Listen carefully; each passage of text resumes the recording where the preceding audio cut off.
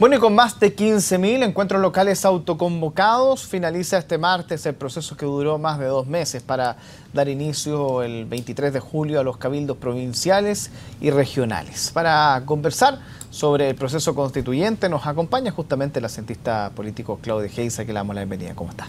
Hola, buenas tardes. Bien, a ver,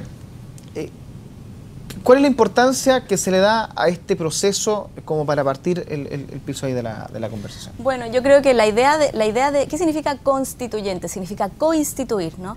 Entonces yo creo que lo importante de esta fase participativa del proceso constituyente es la idea de coinstituir, de que la gente toda junta delibere, converse y diga qué es lo que cree importante que esté en una constitución. Cuando una constitución no es participativa, no cuenta con la participación de aquellos a quienes esa constitución va a regir, no es propiamente una constitución.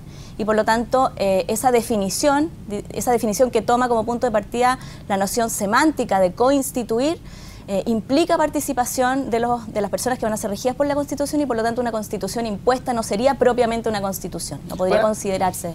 Ahora, bueno, muchas personas, como estos son encuentros autoconvocados, van porque quisieron aportar a la discusión y por lo tanto existe una especie de propiedad de los contenidos que yo voy a otorgar, que en algún minuto a mí me gustaría que eso se viese reflejado en una futura Constitución. ¿Cómo se inicia un proceso ahora?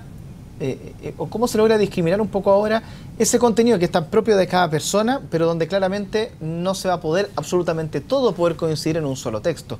¿Cómo se puede empezar a trabajar eso para que no exista quizás frustración o que sientan que lo que él dijo no está ahí o que lo que él pensaba hay un distanciamiento a lo que finalmente se decidió? Finalmente, ¿cómo se inicia este proceso a su juicio? Bueno, el proceso de elaborar una constitución, como el que ha anunciado el gobierno, tiene muchas etapas, es muy largo en el tiempo y en general los procesos constituyentes tienen varias etapas distintas. Lo que ha ocurrido hasta ahora con la fase de los encuentros locales autoconvocados y lo que va a ocurrir en las próximas fases, que son los encuentros provinciales y regionales, son fases de participación que no tienen el carácter de representativo. Cuando se produzca realmente una discusión más institucionalizada, que sí sea representativa, entonces yo creo que vamos a estar en la etapa de decir, bueno, qué queda y qué no queda. Es evidente que algunas personas piensan unas cosas y otras personas piensan otras cosas y la discusión debe llevar a decidir de manera democrática cuál es el piso común para construir esto que se ha llamado la casa de todos o una constitución en la que la mayoría se siente reflejada y todos consideren aceptable someterse a esa constitución. Ahora, desde el punto de vista cívico, republicano, democrático, político, este proceso que se está viviendo ahora en Chile, que es histórico también, por una parte, ¿cómo lo debe percibir la ciudadanía? ¿Cómo lo debe sentir esa persona que participó en esto? Que fue una persona que aportó, que fue una persona que participó, que fue una persona que visualizó. Finalmente, ¿cómo debe sentir este proceso? Bueno, ha habido algunas personas muy críticas del proceso que sostienen que esto está generando mucha expectativa y que esa expectativa no se va a ver necesariamente reflejada en lo que va a ocurrir institucionalmente. Yo creo que eso ciertamente es un peligro. Y yo creo que no sabemos muy bien lo que va a pasar, no sabemos muy bien en cómo se va a materializar el cambio constitucional. Lo que sí sabemos es que se ha corrido una valla, digamos, y hoy todo el mundo, todos los sectores políticos reconocen que es necesario un cambio constitucional. Eso no era así hace solo unos pocos años. Hace solo unos pocos años una campaña política podía basarse en la idea de que estos eran temas que no eran los problemas de la gente, que no le interesaban a la mayoría, y hoy todo el espectro político ha reconocido la necesidad, creo yo, de tener una base política común reflejada en una constitución de todos.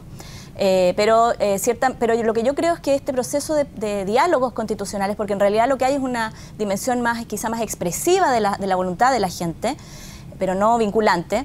Esta fase lo que puede permitir es expresar el nivel de voluntad popular que hay de cambio constitucional. Y eso sí va a tener que ser recogido por las instancias políticas más institucionales. Entonces yo creo que quizá no hay un proceso constituyente institucionalizado en curso, pero sí hay la oportunidad de que se genere lo que algunos autores llaman un momento constituyente, un momento en que la sociedad expresa de manera clara la voluntad del cambio constitucional. ¿Quiénes son los mandatados entonces para tener la percepción de esa sensibilidad que se está viviendo en este momento? Porque claramente, si bien esto no es vinculante, si bien esto no se ve reflejado quizás en un texto absolutamente todo, por supuesto, sí está la gran base, la sensibilidad ciudadana la que está finalmente en juego. ¿Quiénes son los mandatados para que esto finalmente tenga un buen puerto?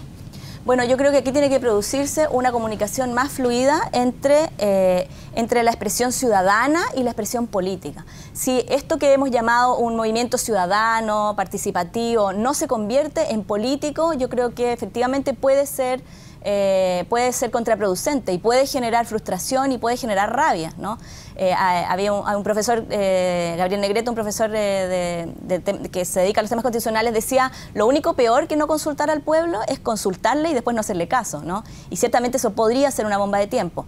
Pero yo pienso que lo que se ha generado aquí es la oportunidad de expresar estas demandas y que estas demandas establezcan un nexo con el proceso político normal, y en ese sentido sería bueno, pienso yo, que los temas de la agenda del debate constitucional estén presentes en el debate, por ejemplo, de la elección municipal, estén presentes en las próximas elecciones parlamentarias y estén presentes, ojalá, en los partidos políticos y en las organizaciones de base que no han estado, a mi juicio, suficientemente involucradas con este tema. Eso, ¿cómo trabajar eso? Porque el que se politice algo no es malo dependiendo de cómo se haga.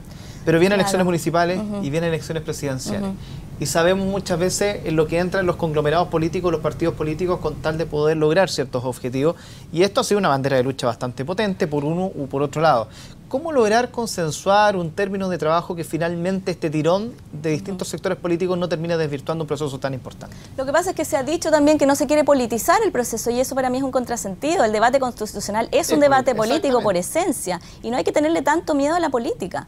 El tema es que, ¿qué significa que la Constitución sea, como han dicho algunos connotados constitucionalistas, la casa de todos? Significa que sea un piso común compartido y que no agravie a nadie. O sea, la Constitución no debiera contener elementos que sean inaceptables para algún sector político. Debiera ser un piso compartido que quizá no es lo máximo, pero al menos es lo mínimo desde donde poder empezar a conversar. Y yo creo que hoy día las instituciones que tenemos son una camisa de fuerza para ese piso político, y estamos, a mi juicio, estamos en un proceso constituyente porque la gente siente que estas instituciones que han sido instaladas ahí por la fuerza de una dictadura militar, no dan cabida al proceso político normal, no permiten responder a la demanda ciudadana, y eso es un peligro para la sociedad en su conjunto, porque hace que la participación política, de la política ordinaria, no de la política constituyente, no tenga eco en las políticas públicas y en las decisiones que se toman después. Ahora, la historia está marcada por hitos, y para muchos esto que está ocurriendo es un hito, independiente de la cantidad de gente que haya participado o no, es un hito, y después de un hito,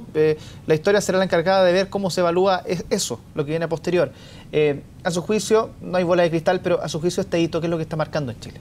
Bueno, yo creo que yo tengo la esperanza de que esto sea visto en el futuro como un momento constituyente. Todos los momentos constituyentes son, en realidad, un enigma. No se sabe en el momento si hay o no hay un momento constituyente. Cuando en la Convención de Filadelfia hicieron la Constitución de Estados Unidos, no se sabía si eso era un movimiento constituyente, o un momento constituyente, o era una rebelión que iba a ser aplastada por el rey. A posteriori se puede decir si hubo o no hubo un momento constituyente. Lo que yo creo es que hoy tenemos la posibilidad, que está por verse, pero que yo tengo la esperanza de que se convierta en eso que tiene potencial de llegar a ser, que es un momento en que la sociedad dice: estas instituciones no dan el ancho para lo que nuestra sociedad quiere, para que las preferencias de las personas se conviertan en políticas públicas a través de los canales institucionales. ¿Y cuál es el reto acá para la política en general cuando el concepto, por ejemplo, de discutir la Constitución, de asamblea constituyente, se ha prácticamente demonizado de una manera como concepto? Tremendo. Claro. Un lado dice una cosa, el otro lado dice otra, y finalmente la ciudadanía, que es más cercana a un sector, desea o no participar dependiendo de si sigue o no sigue ese término, que ha estado dentro de un concepto súper endemoniado, por decirlo de alguna manera. Pero que hay muchos ejemplos que no es así. Entonces, ¿cuál es el gran reto que hay detrás de esto? Porque estamos iniciando este proceso, pero también se han encargado durante muchas veces de poner ese proceso en un juicio social. Yo pienso que es importante vincular la idea de participación política con la idea de representación. O sea, de hecho ya se ha dicho, bueno, ¿a quién representan estos encuentros locales? No representa porque son un porcentaje menor de la población, no son representativos, son ABC1, esas son algunas de las críticas que se les ha hecho a los encuentros locales. Yo creo que una asamblea constituyente es un mecanismo institucional. Una asamblea constituyente no es una reunión de todos los chilenos en el Estadio Nacional levantando la mano, es un mecanismo donde habría que buscar una forma electoral, que es otra gran pregunta, para elegir asambleístas que sean representativos de la ciudadanía y que permitan de una manera institucionalizada y representativa elaborar una nueva constitución.